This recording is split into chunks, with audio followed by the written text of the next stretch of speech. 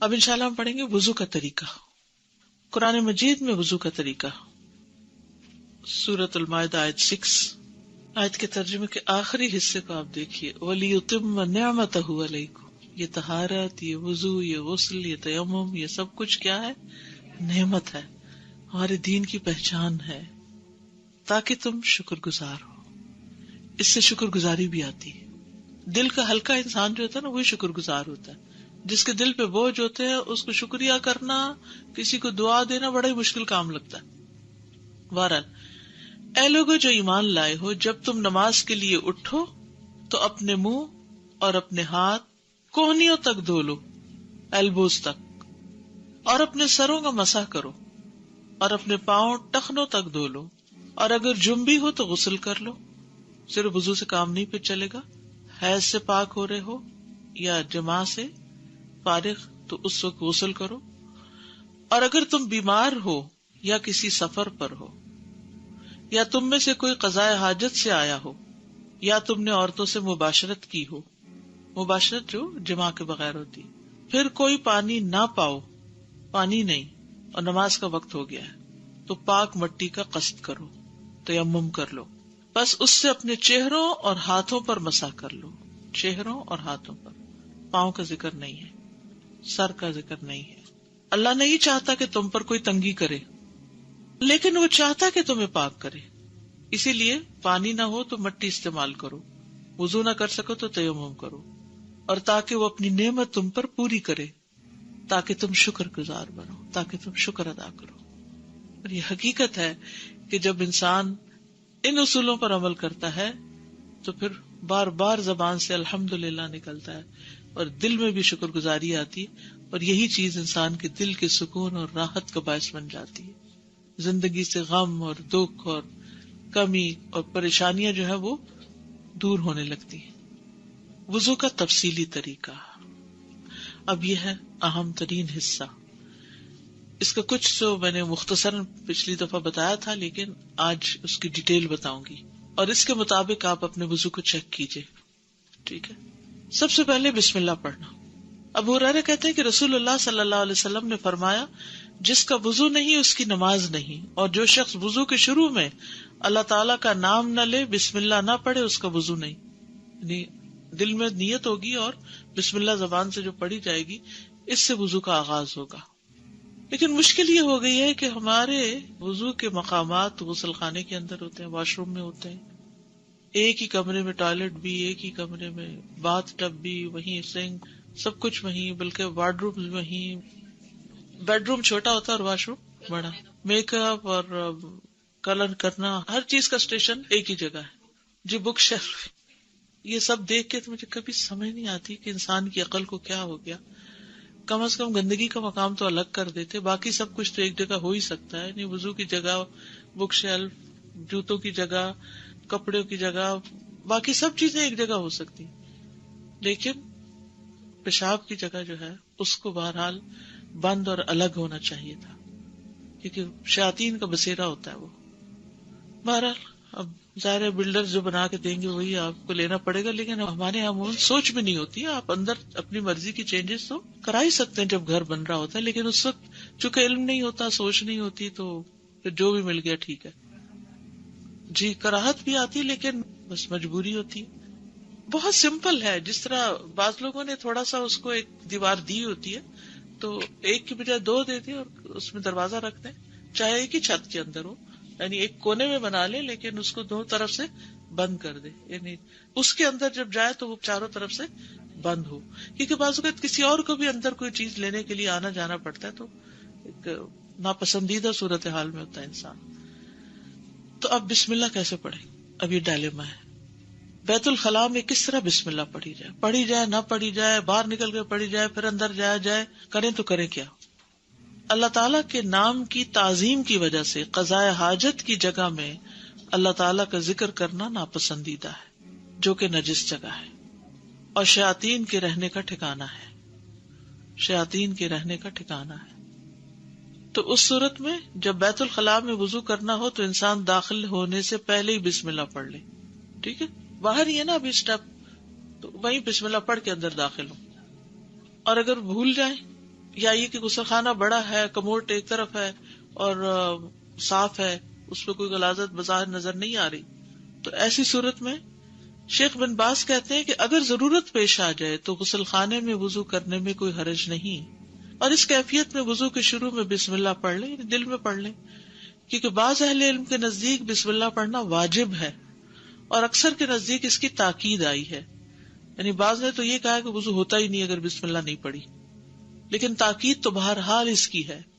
تو بسم اللہ پڑھنے سے کراہت ختم ہو جائے گی، کیونکہ جب بسم اللہ پڑھنے کی ضرورت ہو تو پھر کراہت دور ہو جاتی ہے۔ اچھا، اور انسان کو وضو کے شروع میں بسم اللہ پڑھنے کا حکم ہے، اس لیے بسم اللہ پڑھ لے اور اپنے وضو کو مکمل کر لے۔ جو بسم اللہ پڑھنا بھول جائے وہ کیا کرے؟ ظاہر سے یہی معلوم ہوتا ہے کہ بسم اللہ پڑھنا واجب ہے، لیکن اگر بھول جائے تو پڑھنا ساقط ہے، دوبارہ وضو کی ضرورت نہیں۔ اگر مسلمان وضو کر لے اور بسم اللہ نہ پڑھے تو اس کا وضو درست ہوگا، لیکن اس نے خود کو اس ثواب سے محروم کر لیا جو سنت کو پورا کرنے سے ملنا تھا، اور مسلمان کے لیے زیادہ محتاط بات یہی ہے کہ وہ وضو کرتے ہوئے بسم اللہ نہ چھوڑے۔ ابھی ہم نے پیچھے بات کی نا کہ جو صحیح مکمل وضو کرے، تو مکمل وضو میں بسم اللہ شامل ہے، لیکن بسم اللہ ایسا رکن نہیں ہے کہ اگر بھول گیا یا نہیں پڑھ سکا تو پھر اس سے وضو ہی نہیں ہوا، یہ تو نہیں ہوگا، ٹھیک ہے۔ اگر درمیان میں یاد آ جائے تو پھر کیا کرے؟ یعنی بعض اوقات آدھا وضو ہو گیا، اب بسم اللہ یاد آ گئی، اوہ بسم اللہ نہیں پڑھی، اب کیا کرے؟ پڑھ لے۔ شیخ ابن باز کہتے ہیں اگرچہ وہ غسل خانے میں بھی ہو تو ان حدیث پر عمل کرتے ہوئے بسم اللہ پڑھ لے۔ اگر غسل خانے سے باہر نکل کر وضو کرنا ممکن ہو تو ایسا ہی کرے، کچن میں کر لے، اور پھر اس میں کوئی رکاوٹ نہیں ہے کہ وہ وضو کرتے ہوئے بسم اللہ پڑھ لے، یعنی بیچ میں بھی پڑھ سکتا ہے۔ اور اگر وہ غسل خانے میں ہو اور اللہ کا ذکر کر لے تو یہ حرام نہیں ہے، لیکن بعض اہل علم کے نزدیک مکروہ ہے ایسا کرنا، کیونکہ اللہ کے نام کی عظمت کے خلاف ہے کہ گندی جگہ پر اس کا نام لیا جائے۔ لیکن اگر ضرورت پیش آ جائے تو مکروہ ہونا ختم ہو جائے گا، جیسے کہ وضو کی ابتدا میں بسم اللہ پڑھنا۔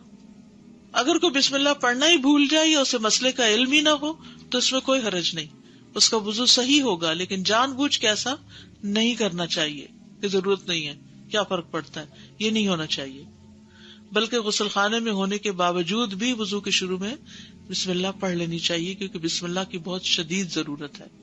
تو اب آپ دیکھیے کہ وضو میں سب سے پہلا کام کیا ہے؟ بسم اللہ۔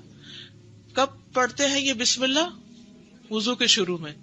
اگر وضو کی جگہ ٹوائلٹ کے اندر ہی ہے، ایک ہی روم میں ہے، تو اس صورت میں بسم اللہ کہاں پڑھی جائے؟ باہر پڑھ کے اندر داخل ہوا جائے۔ یعنی بے شک آپ نے پہلے یعنی کہ ٹوائلٹ استعمال کرنا ہے، بسم اللہ پڑھ کے اندر داخل ہو جائے اس نیت سے کہ میں نے وضو بھی کرنا ہے، اور پھر ٹوائلٹ استعمال کر کے پھر آپ وضو کر لیں۔ اگر باہر سے پڑھنا بھول گیا اور جب وضو کرنے لگے ہاتھوں پہ پانی ڈالنے لگے تو یاد ہے تو کیا کرے؟ پڑھ لے، ٹھیک ہے۔ اگر بسم اللہ پڑھنا بھول ہی گیا سرے سے تو کیا وضو ہو گیا؟ ہو گیا، واضح۔ نمبر 2، ہاتھ دھونا۔ ہاتھ دھونا۔ مقدام بن مادی کرب کندی رضی اللہ عنہ کہتے ہیں کہ رسول اللہ صلی اللہ علیہ وسلم کے پاس وضو کا پانی لایا گیا۔ کیا لایا گیا؟ وضو لایا گیا۔ آپ صلی اللہ علیہ وسلم نے وضو کیا، پس آپ نے اپنی دونوں ہتھیلیاں 3 بار دھوئیں۔ یہ دونوں ہتھیلیاں 3 بار، ان کو ہتھیلی کہا جاتا ہے، ٹھیک ہے، اور ہاتھ جو ہے وہ سارے کے اوپر اطلاق ہو جاتا ہے پھر، ٹھیک ہے۔ تو یہ ہتھیلی جو ہے اتنا حصہ، اور پہلے دائیں پھر بائیں، ٹھیک ہے، پہلے دایاں پھر بایاں پھر دایاں پھر بایاں۔ وضو کی ابتدا ہاتھ سے کرنا۔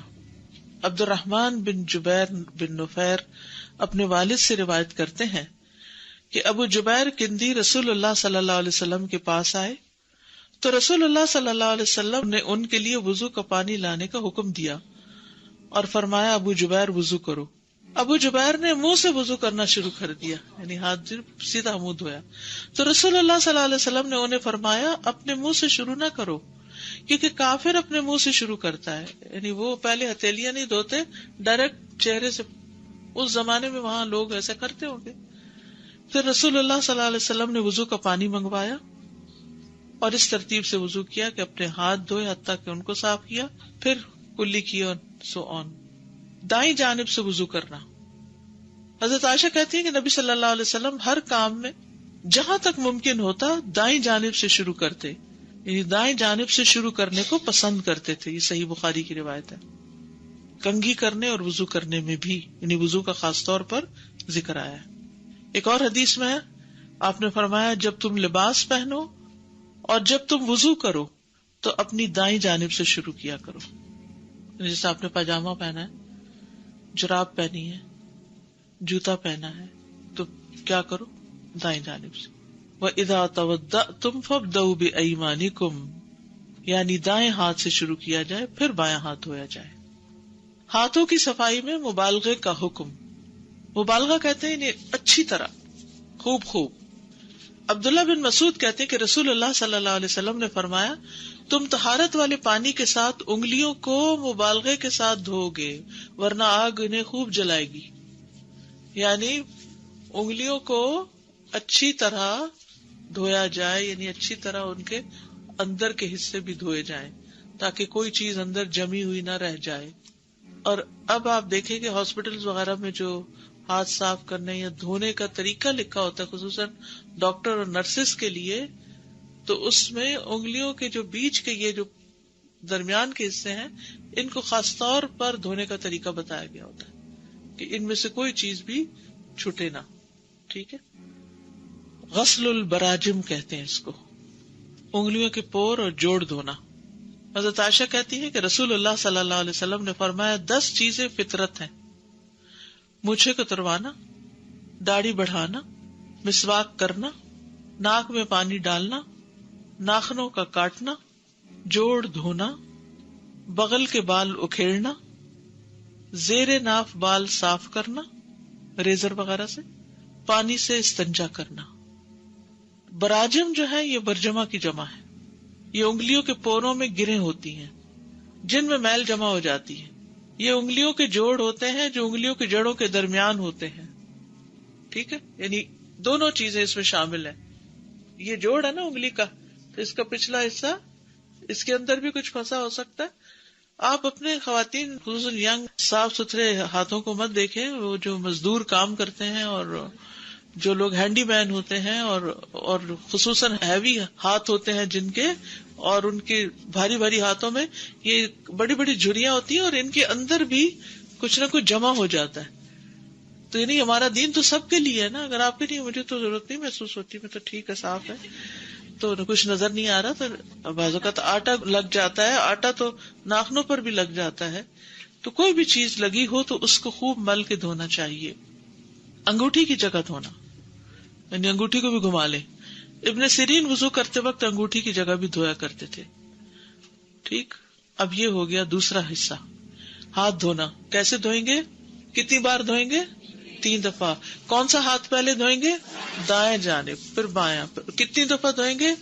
3 بار. اور پھر اس میں خاص احتیاط کریں گے، پوروں کی، جوڑوں کی، انگلیوں کے بیچ کے حصوں کی خوب مل کے دھوئیں گے تاکہ کوئی حصہ بھی ناخنوں کے آس پاس، کوئی آٹا، کوئی نیل پالش، کوئی چیز باقی نہ رہے. ٹھیک ہے، اوکے. جی استاذہ، یہ بسم اللہ کا پوچھنا تھا کہ بسم اللہ الرحمن الرحیم پورا پڑھنا ہے یا صرف بسم اللہ کہنا ہے؟ جی اچھا سوال ہے. بسم اللہ الرحمن الرحیم سارا نہیں پڑھنا، بسم اللہ کافی ہے. جب ہم اندر ٹوائلٹ میں جاتے ہیں تو پوری دعا تو پڑھ کے ہی جاتے ہیں. جب ساتھ میں ٹوائلٹ ہوتا ہے تو وضو بھی وہیں کرنا ہے اور آپ کو جو ہے وہ بھی پوری کون سی دعا پڑھ کے جاتے ہیں؟ ٹوائلٹ جانے کی دعا بسم اللہ. ہاں، وہ تو اللہ میں نہیں عزو بکم من الخبث والخبائث، وہ تو الگ دعا ہے. بسم اللہ الگ ہے. اور جو وضو کے بعد کی دعا ہے وہ باہر نکل کے پڑھیں. استاد میرا سوال مسواک سے تھا. مسواک کا بھی یوز کرنے کا کوئی اسپیشل طریقہ رکھنے کا؟ یا مسواک میں جو سب سے آسان مسواک ہے وہ زیتون کی شاخ ہے. اس کا آگے سے وہ جو برش ہے وہ بھی بہت اچھا بنتا ہے، ٹنگ پر بھی بہت اچھا پھرتا ہے، اس میں کانٹے بھی نہیں ہوتے کہ منہ کا کسی حصے کا زخمی ہونا ہو. لیکن اب یہاں معلوم نہیں کون سا اویلیبل ہے، جو بھی اویلیبل ہو اس کے اگلے حصے کو تھوڑا بھگو لیں. جی پیلو کی مسواک خاص طور پر بہت اچھی ہوتی ہے. اگلے حصہ اس کا رات بھر بھگو دیں اور صبح اگر تھوڑا چبا کے اس کا برش پھر بنا لیں تو اس سے بہت فائدہ ہوتا ہے. اسپیشلی استاد اس کے کئی مسائل بھی تھے رکھنے کا طریقہ. کوئی بھی یہ سب تکلفات ہیں, کوئی مسائل نہیں ہے, نہ اس کے سائز کا کوئی ہمیں بتایا گیا ہے. اب آپ دیکھیں نا, اگر کہتے ایک بالش مسواک ہو تو جو چھوٹا ہو جائے تو کیا پھینکتے جاؤ, اگر اتنا مہنگا ملے اور یہ ملے بھی نہ. استاذہ جیسے باتھ روم میں ہم داخل ہوتے ہیں تو یہاں پر تو ڈبلیو سے زیادہ تر سٹنگ کا موڈ ہے, تو کیا اس کا ڈھکن بند کرنے سے بھی تھوڑا فاقہ ہوتا جی ہے؟ فائدہ ہوتا ہے, لیکن بعض اوقات یہ ہے کہ گھر میں صرف ہم نہیں ہوتے اور لوگ بھی ہوتے ہیں تو وہ کھلا بھی رہ سکتا ہے. استاذہ ٹوتھ برش جو ہے وہ کس حد تک اس کا مطلب نعم البدل ہے مسواک کا؟ اعلیٰ درجہ تو مسواک ہی کا ہے, نمبر 2 درجہ پھر ٹوتھ برش کا ہوتا ہے. اگر ٹوتھ برش کیا ہے اور وضو کر لیا تو فائدہ تو ہوگا انشاءاللہ, تو نہ ہونے سے بہتر ہے. ہاں جی, میں بعض دفعہ ایسے بھی کرتی ہوں کہ ٹوتھ برش کر کے مسواک پھر ہلکی سی مار دیتی ہوں منہ میں تاکہ سنت پوری ہو جائے. ٹھیک ہے. نیل پالش سے ناخن خشک رہ جاتے ہیں کیونکہ وہ اس پر لیئر بنا دیتی ہے. ویسے بھی لانگ ٹرم نیل پالش لگانا جو ہے نا صحت کے لیے بھی اچھا نہیں, کیونکہ ہمارے ناخن بھی سانس لیتے ہیں اور ان کا ہم سانس بند کر دیتے ہیں پینٹ کر کے ان کو. جی وضو نہیں ہوتا, بس مہینے میں 4-5 دن لگا لے. کلی کرنا اور ناک میں پانی ڈالنا. رسول اللہ صلی اللہ علیہ وسلم نے فرمایا کلی کرنا اور ناک میں پانی چڑھانا فطرت سے تعلق رکھتا ہے. یہ 2 عربی کے لفظ بھی یاد کر لیجئے, المضمضہ والاستنشاق, اور ایک استنثار بھی ہوتا ہے, یہ لکھا ہوا سامنے, مضمضہ والاستنشاق اور استنثار. ٹھیک ہے, مضمضہ کہتے ہیں کلی کرنے کو, منہ میں پانی ڈال کے اس کو باہر نکالنا. استنشاق ہوتا ہے ناک میں پانی چڑھانا, بس وہ پھر ساتھ ہی نکل آتا ہے. لیکن استنثار ہوتا ہے پانی چڑھا کے اس کو جھاڑنا بھی, ناک جھاڑنا. ٹھیک ہے, ایک ہی چلو سے دونوں کام, پانی خود ہی کم لگے گا. ایک دفعہ پانی لیا, اسی سے کلی کی اور اسی سے ناک میں پانی چڑھا دیا, پھر دوسری دفعہ پانی لیا, اسی سے کلی, اسی سے ناک میں پانی, تیسری دفعہ پانی. ٹھیک ہے, 3 دفعہ پانی لیا جائے گا, لیکن کلی اور ناک میں دونوں میں کٹھا ہی ایک ہی چلو سے ہو جائے گا. عبداللہ بن زید رضی اللہ عنہ سے روایت ہے, انہوں نے برتن سے اپنے دونوں ہاتھوں پہ پانی انڈیلا اور ان کو دھویا, پھر دھویا, یا یوں کہا کہ ایک ہی چلو سے کلی کی اور ناک میں پانی ڈالا, 3 بار ایسا کیا. عبد خیر کہتے ہیں میں نے علی رضی اللہ عنہ کو دیکھا کہ ایک کرسی لائی گئی, آپ اس پر بیٹھے, پھر پانی کا ایک کوزہ لایا گیا, آپ نے اپنا ہاتھ 3 بار دھویا, پھر کلی کے ساتھ ہی ناک میں بھی پانی چڑھایا, دونوں ایک چلو کے ساتھ. یہ ہے ایک طریقہ, اور اس میں جو اسناد ہیں وہ زیادہ مضبوط ہیں, اور بہتر طریقہ یہ ہے. دوسرا طریقہ دونوں کاموں کے لیے علیحدہ علیحدہ پانی لینا, پہلے 3 دفعہ کلی کرنا, پھر 3 دفعہ ناک میں پانی ڈالنا. شقیق بن سلمہ نے کہا کہ میں نے علی اور عثمان رضی اللہ عنہم کو دیکھا کہ انہوں نے اعضائے وضو کو 3 دفعہ دھویا, پھر دونوں نے فرمایا کہ نبی صلی اللہ علیہ وسلم نے اسی طرح وضو کیا تھا, اعضائے وضو کو 3 دفعہ دھویا. اور شقیق نے بیان کیا کہ ان دونوں نے کلی علیحدہ کی تھی اور ناک میں علیحدہ پانی ڈالا تھا. تو یہ طریقہ بھی غیر مسنون نہیں ہے, اگرچہ پہلا طریقہ زیادہ بہتر ہے. اس حدیث کو حافظ زبیر علی زئی نے حسن لذاتی ہی کہا ہے. علم الحدیث اگر آپ نے پڑھا ہو تو اس میں حسن اور حسن لذاتی ہی اور حسن لغیری ہی, حسن کی 2 قسمیں آتی ہیں نا. ناک میں اچھی طرح پانی چڑھانا. لقیت بن صبرہ سے روایت ہے, وہ کہتے ہیں کہ میں نے کہا اے اللہ کے رسول مجھے وضو کے بارے میں بتائیں, تو آپ نے فرمایا وضو خوب اچھی طرح کیا کرو اور انگلیوں کے درمیان خلال کیا کرو اور ناک میں خوب پانی چڑھایا کرو, سوائے اس کے کہ تم روزے سے ہو. روزے سے ہو تو پھر کیوں نہیں زیادہ ناک میں پانی چڑھانا, حلق میں چلا جائے گا. حلق سے کہاں چلا جائے گا, پیٹ میں. تو کوئی چیز جو پیٹ میں اترے اس سے روزہ خراب ہو جاتا ہے. اچھا, اب یہ جو دونوں طریقے میں نے آپ کو بتائے ہیں, کلی اور ناک میں پانی ڈالنے کے اور صاف کرنے کے, یہ اس لیے بتانا ضروری تھا کہ آپ ان میں سے جو بھی طریقہ اختیار کریں وہ آپ کی چوائس پر ہے. لیکن ہم بہت جلد ججمنٹل ہو جاتے ہیں اور دوسروں کو غلط ثابت کرنا شروع کر دیتے ہیں. تو اگر علم ہوتا ہے تو پھر انسان سے یہ نقص دور ہو جاتا ہے اور دین میں ایک وسعت بھی آتی ہے.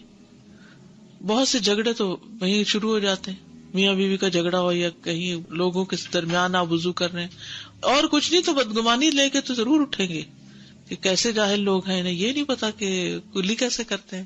خصوصاً جب آپ حج پہ جاتے تو اس وقت تو خوب موقع ملتا ہے، کیونکہ آپ بہت حد تک پرائیویسی رکھ ہی نہیں پاتے. وہاں تو وضو بھی آپ کو لوگوں کے سامنے کرنا اور نمازیں بھی لوگوں کے سامنے ہی پڑھنی ہے، تو سارا وقت لوگوں کی گفتگو بھی مذہبی ہوتی ہے، تو مذہبی گفتگو میں عموماً پھر جھگڑے والے پہلو زیادہ ہوتے ہیں. تو اگر آپ کو پتا ہوگا بھائی اس کی گنجائش ہے تو پھر آپ دوسروں کی زیادہ خبر نہیں لیں گے. ناک جھاڑنا. ابو ہریرہ رضی اللہ عنہ سے روایت ہے، رسول اللہ صلی اللہ علیہ وسلم نے فرمایا جب تم میں سے کوئی وضو کرے تو اپنے ناک میں پانی ڈالے اور اسے جھاڑے، اس سے بہت سی گندگی جو ہے وہ دور ہو جاتی ہے جو سانس لیتے ہوئے بالوں کے ساتھ ناک کے اٹک جاتی.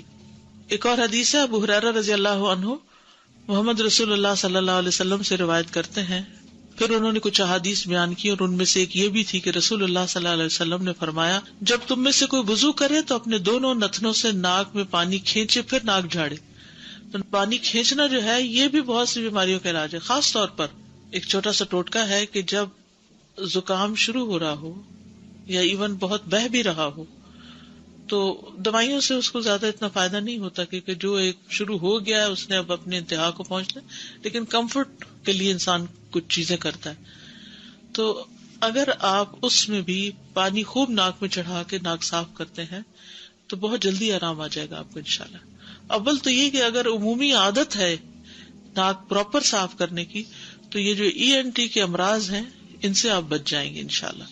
جو شخص ہر روز صبح حلق تک مسواک سے اپنا ٹوتھ برش سے نہ کریے گا، حلق تک اپنا سب کچھ صاف کرتا ہو اور ناک اچھی طرح صاف کرتا ہو تو اس کو ایسی بیماریاں لگیں گی کم. اور اگر ہو گئی ہے کوئی اور کرنا شروع کر دیں تو انشاءاللہ تعالی افاقہ بھی جلد ہوگا، کیونکہ ہمارا دین جو چیزیں ہمیں بتاتا ہے نا اس میں ہماری آخرت کے ساتھ ساتھ دنیا کا بھی فائدہ ہے. بائیں ہاتھ سے ناک جھاڑنا، یعنی پانی ڈالیں گے دائیں ہاتھ سے، تو اس دن کسی نے سوال کیا تھا پانی ڈالیں گے دائیں ہاتھ سے اور ناک جھاڑیں گے بائیں ہاتھ سے، کیونکہ جب آپ ڈال رہے ہیں نا پانی تو اس میں کوئی حرج نہیں ہے، تو آپ کا ہاتھ گندا نہیں ہوتا، لیکن جب آپ جھاڑتے ہیں تو گندا ہوتا ہے. تو ہر گندے کام کے لیے لیفٹ ہینڈ رکھا گیا. حضرت علی سے مروی ہے انہوں نے وضو کا پانی منگوایا، پھر اس سے کلی کی اور ناک میں پانی چڑھایا اور اپنے بائیں ہاتھ سے جھاڑا. بس انہوں نے اس طرح 3 مرتبہ کیا اور پھر فرمایا یہ ہے اللہ کے نبی کا وضو. ٹھیک ہے صلی اللہ علیہ وسلم. کلی یا ناک دھوئے بغیر وضو مکمل نہیں ہوتا. ٹھیک ہے. شیخ صالح الفوزان کہتے ہیں جو اپنا چہرہ دھو لے لیکن کلی کرنا اور ناک میں پانی ڈالنا چھوڑ دے یا ان میں سے کسی ایک کو بھی ترک کر دے تو اس کا وضو صحیح نہیں ہوگا، کیونکہ منہ اور ناک چہرے میں شامل ہے. جب قرآن میں آتا ہے نا اپنا منہ دھو لو یعنی چہرہ دھو لو، تو یہ منہ بھی چہرے کے اندر ہی ہے نا، چہرے کے ساتھ ہی ہے، یہ الگ تو نہیں کوئی چیز. اسی طرح ناک بھی چہرے کے اندر ہی شامل ہے. اور نبی صلی اللہ علیہ وسلم نے کلی بھی کی اور ناک میں بھی پانی چڑھایا. تو اب آپ کو کلی اور ناک میں پانی چڑھانے کا طریقہ آ گیا. دونوں طریقے ہیں.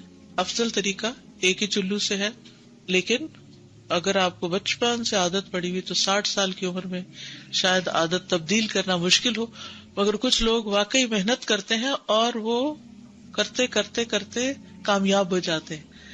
کیونکہ پرانی عادتوں کو بدلنا ایک بڑا مشکل کام ہوتا ہے. ہم عادت کے غلام ہوتے ہیں، ہم سوچتے تھوڑی ہیں، ہم وہ اچانک کرنا شروع ہو جاتے ہیں. اور روٹین میں وضو چکے دن میں 5 دفعہ کرنا ہوتا ہے، اتنا مشینی وضو ہے ہمارا کہ اس میں ہم ذرا بھی سوچتے نہیں ہیں، یہ ٹھہرتے نہیں ہیں، بس جلدی جلدی کر کے باہر آ جاتے ہیں. تو ایسی صورت میں انسان اگر عادت ڈالے تو انشاءاللہ یہ افضل وضو ہے دوسرے سے. چوتھی چیز ہے چہرہ دھونا. یا ایھا الذین آمنوا اذا قمتم الی الصلاۃ فاغسلوا وجوہکم، اے لوگو جو ایمان لائے ہو جب تم نماز کے لیے اٹھو تو اپنے منہ دھو لو، یعنی چہرہ. اب یہ چہرہ کہاں سے کہاں تک ہے؟ یہ جہاں سے آپ کے بال شروع ہو رہے ہیں نا، یہ پورا ماتھا چہرے میں شامل ہے. یہ جہاں تک آپ کے بال آ رہے ہیں یہ سب، یعنی ساری خالی جگہ چہرے میں شامل. اور یہ سارے حتیٰ کہ یہ کان کی جو لو ہے، یعنی یہ حصہ نا جہاں سے کان شروع ہو جاتا ہے، یہ سب حصہ چہرے میں شامل ہے. اور یہ ٹھوڑی بھی چہرے میں شامل ہے. ٹھیک ہے. یعنی جتنا بھی حصہ آپ کے بالوں اور کان اور اس کے بیچ میں ہے انکلوڈنگ چن، یہ چہرے میں شامل ہے. عامر بن یحییٰ مازنی اپنے والد سے روایت کرتے ہیں کہ ایک شخص نے عبداللہ بن زید رضی اللہ عنہ سے پوچھا، اور وہ عامر بن یحییٰ کے دادا ہے، کیا آپ مجھے دکھا سکتے ہیں کہ رسول اللہ صلی اللہ علیہ وسلم کس طرح وضو کیا کرتے تھے؟ تو عبداللہ بن زید نے کہا ہاں. پھر انہوں نے پانی منگوایا اور اپنے ہاتھوں پر ڈالا اور ان کو 2 مرتبہ دھویا، پھر 3 مرتبہ کلی کے لیے منہ میں اور ناک میں پانی ڈالا، پھر اپنا چہرہ 3 بار دھویا. ٹھیک ہے. داڑھی کا خلال، نبی صلی اللہ علیہ وسلم اپنی داڑھی کا خلال کرتے تھے، چہرہ جہاں تک بال ہے وہاں تک دھونا، اور نیچے جو حصہ ہے اس میں صرف ہاتھ پھیرنا. جیسے دانتوں کا خلال ہوتا ہے نا، 2 دانتوں کے بیچ میں سوراخ ڈالنا، تو یہ چہرے کے بالوں پہ یعنی داڑھی کے بالوں میں انگلیاں پھیرنا جو ہے یہ خلال کہلاتا ہے. انس یعنی ابن مالک رضی اللہ عنہ سے روایت ہے کہ رسول اللہ صلی اللہ علیہ وسلم جب وضو کرتے تو پانی کا ایک چلو لے کر اپنی ٹھوڑی کے نیچے داخل کرتے، چن کے نیچے داخل کرتے، پھر اپنی داڑھی کا خلال کرتے اور فرماتے مجھے میرے رب عز و جل نے ایسے ہی حکم دیا ہے. تو خواتین جو ہے وہ ٹھوڑی کو دھوئیں گی، یعنی ٹھوڑی انکلوڈنگ ہے. بازو دھونا، وَأَيْدِيَكُمْ إِلَى الْمَرَافِقِ، اپنے ہاتھ کوہنیوں تک دھو لو. جابر رضی اللہ عنہ سے روایت ہے کہ آپ صلی اللہ علیہ وسلم جب وضو کرتے تو پانی کو اپنی کوہنیوں پر گھماتے تھے، پانی کو اپنی کوہنیوں پر گھماتے تھے. اچھا، اب آپ دیکھیں کہ بازو کس طرح دھوئے جاتے ہیں. 2 طریقوں سے دھوتے ہیں لوگ. ایک تو پانی لیا چلو میں اور اس کو کیا پیچھے، اور دوسرا ہے یہاں سے شروع کر کے پانی کو کوہنیوں پر گھماتے تھے، یہاں سے یہاں لانا. تو آپ دیکھیں کہ میل کس طرف کو نکلے گی، پھر ہاتھوں سے باہر نکل جائے گی. اور اگر آپ یوں کر رہے ہیں تو ساری میل پیچھے کوہنیوں میں آ کے جمع ہو جائے گی. ڈائریکٹ ٹیپ کے نیچے سے بھی آپ کر سکتے ہیں. اور اگر آپ نے جیسے چلو بھرا ہے اور چلو کے ذریعے، یا جیسے لوٹا ہے تو لوٹے سے بھی آپ اوپر سے ڈالیں، ٹھیک ہے، اور پھر رکھ کے اس کو مل لیں. اور اگر ٹیپ کے نیچے تو بہت ہی آسانی ہے. اور اگر چلو ہی کہیں سے لے کے بھر رہے ہیں تو ڈال کے وہاں تک لے جا کے تو اس کو گھما کے واپس لائیں اس پانی کو. صرف یہاں تک نہیں کرے بلکہ گھما کے واپس لائیں. نعیم بن عبداللہ مجمر سے روایت ہے، انہوں نے کہا میں نے ابو ہریرہ رضی اللہ عنہ کو وضو کرتے دیکھا. انہوں نے اپنا چہرہ دھویا اور اچھی طرح وضو کیا، پھر اپنا دایاں بازو دھویا حتیٰ کہ اوپر بازو کی ابتدا تک پہنچے، اوپر بازو کی ابتدا، ٹھیک ہے. پھر بایاں بازو دھویا حتیٰ کہ اوپر بازو کی ابتدا تک پہنچے. یہ اوپر ہے نا، یہ اوپر ہے، یہ نچلا حصہ ہے، یہ اوپر. بازو دھونے میں مبالغہ. نعیم بن عبداللہ سے روایت ہے، انہوں نے ابو ہریرہ رضی اللہ عنہ کو وضو کرتے ہوئے دیکھا. انہوں نے اپنا چہرہ اور اپنے بازو دھوئے یہاں تک کہ کندھوں کے قریب پہنچ گئے. یہ مبالغہ ہے، ٹھیک ہے، اوپر تک، کندھوں تک، یہاں تک. یعنی ہر وقت یہ دھونا نہیں، لیکن اگر کبھی آپ کو موقع ہو تو آپ دھو لیں. پھر انہوں نے اپنے پاؤں دھوئے یہاں تک کہ اوپر پنڈلیوں تک لے گئے. پھر کہا میں نے رسول اللہ صلی اللہ علیہ وسلم کو فرماتے ہوئے سنا ہے، میری امت کے لوگ قیامت کے دن وضو کے اثر سے روشن چہروں اور سفید چمکدار ہاتھ پاؤں کے ساتھ آئیں گے. لہٰذا تم میں سے جو اپنی روشنی کو آگے تک بڑھا سکتا تو بڑھا لے. یعنی یہاں تک تو فرض ہے نا، کونیاں انکلوڈیڈ ہے، کونی خشک نہیں ہونی چاہیے. بعضوں کا سردیوں میں اسکن ڈرائی ہو جاتی ہے تو کونیاں جو ہیں اگر ان کو پراپر گھما کے مل کے نہ دھویا جائے تو وہ خشک رہ جاتی ہیں، ٹھیک ہے. تو اگر کوئی اس سے ذرا اوپر تک دھونا چاہے تو اوپر بھی دھو سکتا ہے. مگر ہمارے یہاں تو لوگوں نے شرٹس کی آستینیں اتنی ٹائٹ رکھی ہوئی ہیں کہ کئی لوگ اس پہ مسح بھی کرنا چاہتے ہیں. کہتے ہیں جرابوں پہ مسح کی اجازت ہے تو اس پہ بھی کر لیتے. نہیں، جس نے بازو نہیں دھوئے کونیوں تک اس کا وضو نہیں ہوا.